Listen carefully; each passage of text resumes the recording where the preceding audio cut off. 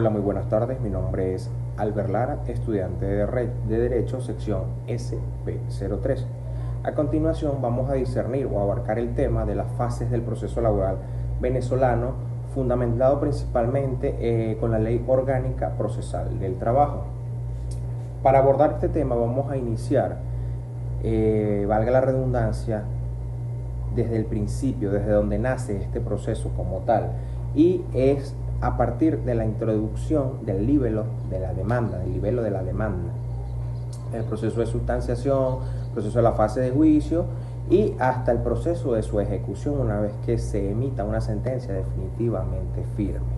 Dentro de los fundamentos principales de este proceso, los argumentos jurídicos principales, vamos a fundamentar, a sostener con la Ley Orgánica Procesal del Trabajo, que esta ley nos dice desde su artículo 1, el artículo 3, el artículo 6 y el artículo 11 nos argumenta el proceso general como tal del proceso, valga la redundancia, donde el artículo 1 principalmente pues consagra la protección como tal de los trabajadores y pues la existencia de una jurisdicción laboral autónoma que debe ser también pues imparcial y especializada. Asimismo, el artículo 3 también nos establece que el proceso pues debe celebrarse, se debe celebrar brevemente, debe ser un proceso breve, también debe ser un proceso contradictorio y donde solo se aprecien las pruebas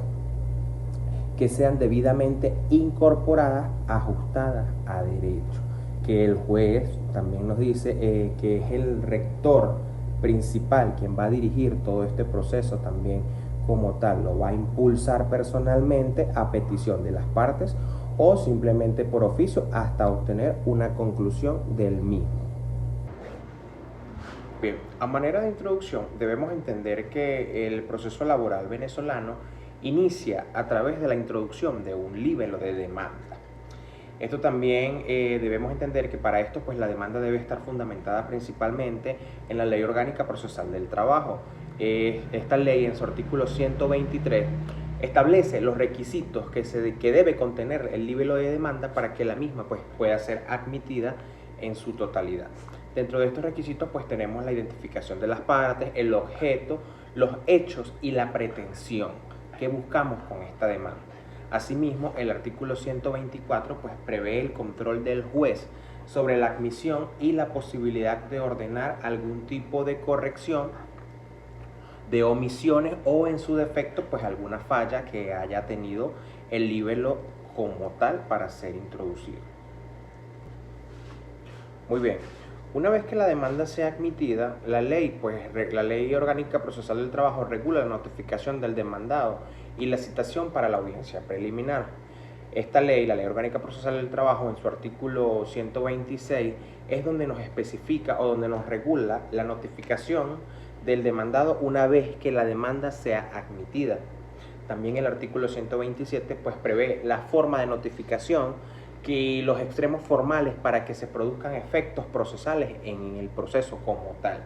Asimismo, el artículo 128 fija la comparecencia de las partes demandante, demandado, para que se realice o para que se celebre esta audiencia preliminar como tal. Muy bien, en función a la etapa de sustanciación y mediación, tenemos que esta etapa principalmente pues, se desarrolla en un tribunal de sustanciación, mediación y ejecución como tal. Y está orientada principalmente a depurar el proceso como tal y procurar lograr entre las partes un acuerdo allí presente en ese proceso como tal de esa etapa. El artículo 129 nos regula la audiencia preliminar como un acto central de esta fase del proceso. Como tal, también el artículo 130 pues ordena la comparecencia de las partes y la notificación previa para que esta dicha audiencia se celebre. En estos dos artículos pues nos hablan en general sobre la comparecencia del demandado como el demandante en esta etapa del proceso, donde pues se busca prácticamente, o en términos generales, es lograr llegar a un acuerdo entre las partes para de esta forma, si eso llegase a ser posible, evitar pasar a una fase de juicio como tal, donde el proceso se va a hacer un poco más extenso. Ok, muchachos, si en la etapa de sustanciación y mediación el tribunal o el juez de esta fase del proceso no logra llegar o procurar ningún acuerdo entre las partes, vamos a dar un curso distinto o a proceder a pasar a la fase de juicio, a la etapa de juicio. Esta etapa se tramita ante un tribunal de juicio y concentra el debate oral y la evacuación de las pruebas como tal, y su fundamentación jurídica, por supuesto, prevalece principalmente en la Ley Orgánica Procesal del Trabajo. El artículo 150 de esta ley nos establece el procedimiento o el pase a juicio del proceso laboral como tal. Este nos dice que al quinto día hábil siguiente de recibo del expediente, el juez deberá fijar por un auto la hora y la fecha para la celebración de la audiencia de juicio. También nos dice que este lapso no debe ser mayor a 30 días hábiles, que estos deben ser contados a partir de la fecha de la determinación. Bien, una vez pues celebrada la audiencia, el artículo 152 nos da la fundamentación jurídica para esta apertura o para este pase a juicio como tal. Y pues nos dice que esta debe ser presidida por un juez de juicio, valga la redundancia, deben estar presentes las partes, sus apoderados, y deben comparecer al fin de que expongan de forma oral los alegatos contenidos en la demanda como tal y en su contestación, por supuesto. Todo esto está contemplado en el artículo 151 y el artículo 47 de la Ley Orgánica Procesal del Trabajo como tal.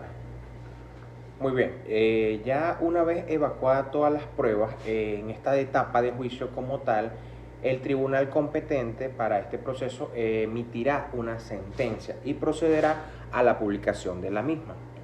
Esto está contemplado en el artículo 159 de la Ley Orgánica Procesal del Trabajo. Asimismo, dentro de los 5 días, el juez de juicio deberá concretar y consignar por escrito esta decisión o la sentencia como tal de este proceso. Posterior a esto, pues las partes, ya sea cual sea la decisión, pues pueden proceder a interponer un recurso de apelación de no estar conforme con la emisión de esta sentencia, sea cual sea el resultado. El artículo 161 de esta ley de la LOC dice que si cuando se declare una sentencia definitiva dictada por un juez de juicio, se admitirá un recurso de apelación dentro de los siguientes 5 días hábiles siguientes al vencimiento del lapso para la publicación del fallo, y que este recurso pues obviamente debe ser interpuesto de forma escrita, siempre y cuando se respeten los lapsos para que pueda ser admitido y revisado, por supuesto. Muy bien, ya a manera de conclusión o para finalizar todo este proceso como tal, una vez que haya finalizado el proceso en el cual el juez de juicio haya dictado una sentencia, procedió a un recurso de apelación, si se decretó con lugar o si no se decretó con lugar, y bueno, ya tenemos una sentencia definitivamente firme que previene posterior o nace después de todo este proceso como tal de la fase de juicio en el que procede un recurso de apelación, tenemos una sentencia definitivamente firme.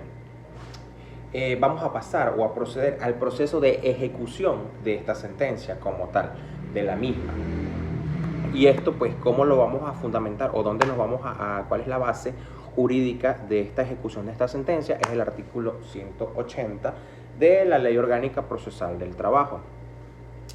Este artículo 180 nos dice que cuando una sentencia o un acto haya quedado definitivamente firme, es decir, posterior a una sentencia firme, la cual haya sido sometida a un proceso o a un recurso de apelación, dice que esta ejecución puede ser de forma forzosa y que se llevará a cabo al 4.º día hábil siguiente.